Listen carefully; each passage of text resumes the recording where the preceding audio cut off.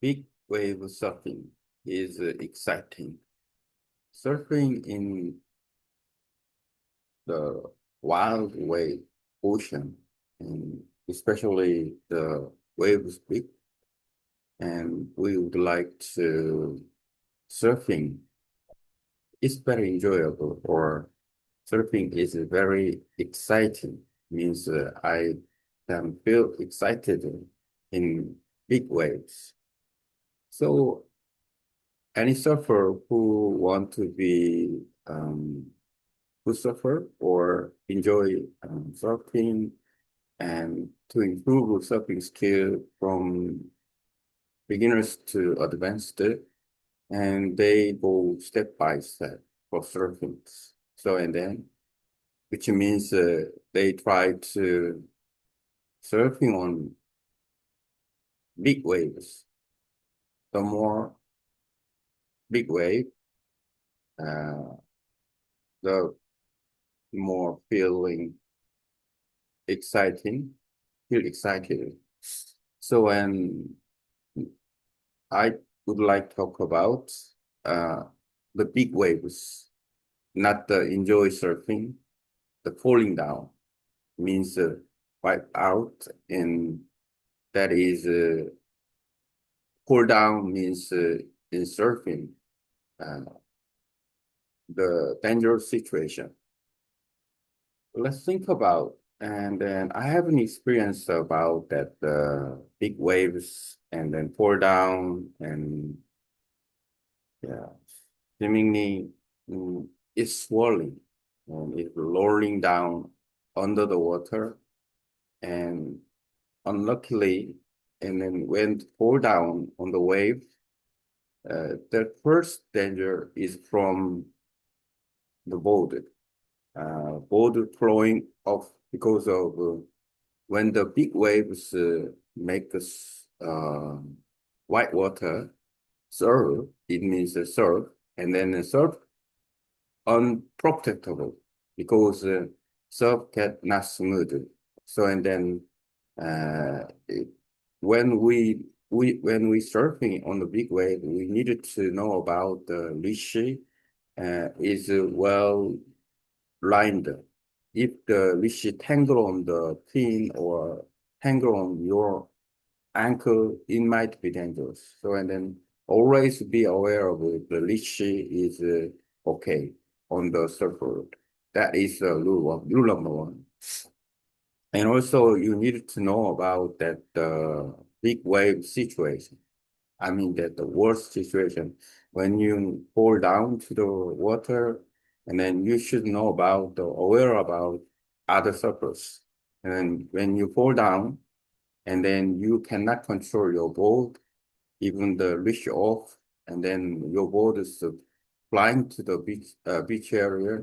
But if there are many surfers, and then on the lineup, from lineup to the back, and then someone who paddling out, you cannot see, and then you needed to know about that surfers, and this is of importance.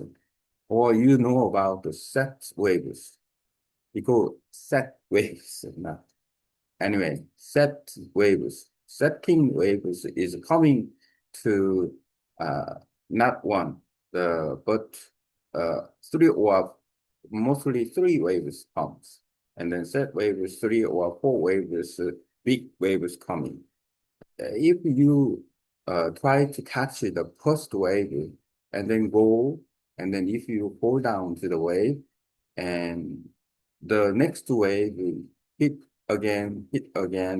By doing that, you will fall down and then gasping on the wide water, scrolling, and then you try to catch your boat, but you turn around and then next wave is fall down again, and then going down again, and then you are recovery on the wave, and then you try to paddle out, and next wave again. So you are exhausted. It's dangerous situation.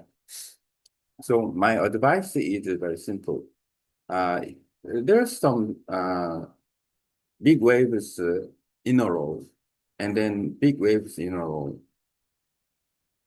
there's a big waves in a row. So, and then you can see, look around, look, see, and then if you want to the safe surfing, and first or second waves go away.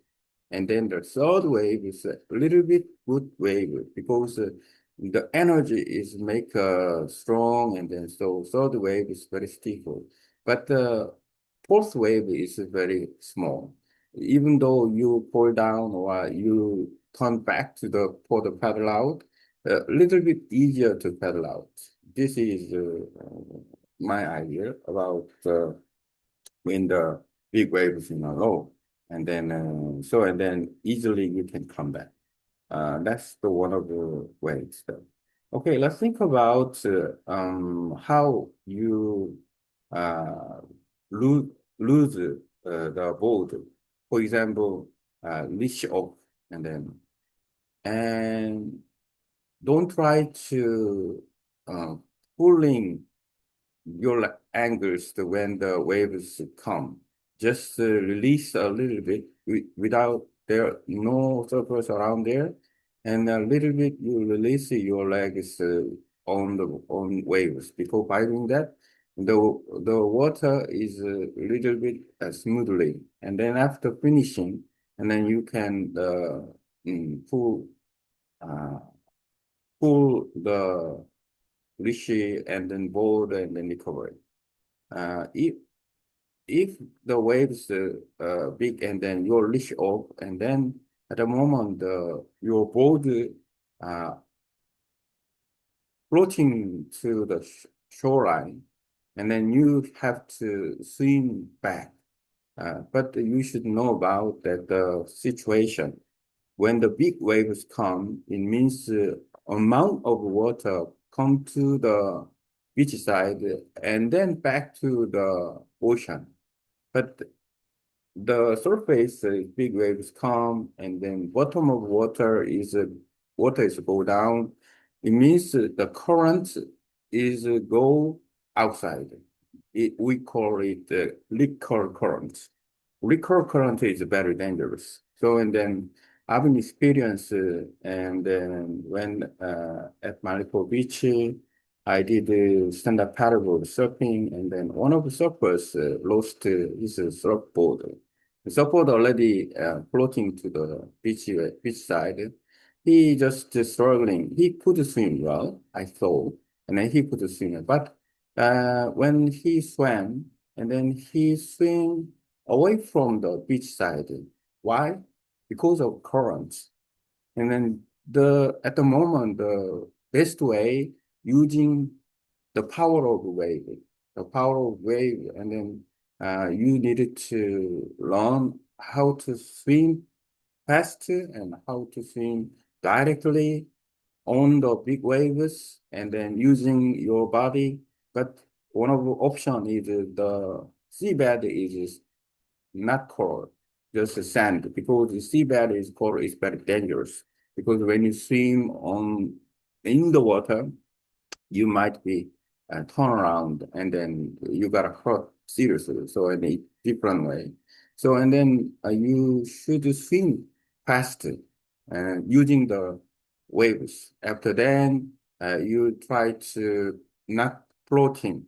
Uh, on the current, and then on the liquor. Then and you can again you go 5 meter, then you maybe 4 waves, and then you can swim 20 meters, and then you can reach the beach side. This is the option when you lost your support. This is very important, man. And also you need to practice about skin diving, and then at least you just free diving is okay, and skin diving and practice in total big water, and also swimming is very important, and aware about the timing, and then make your mind comfortable, and by doing that, and then you can feel better, and and also floating is very important. floating and using don't airs out too much.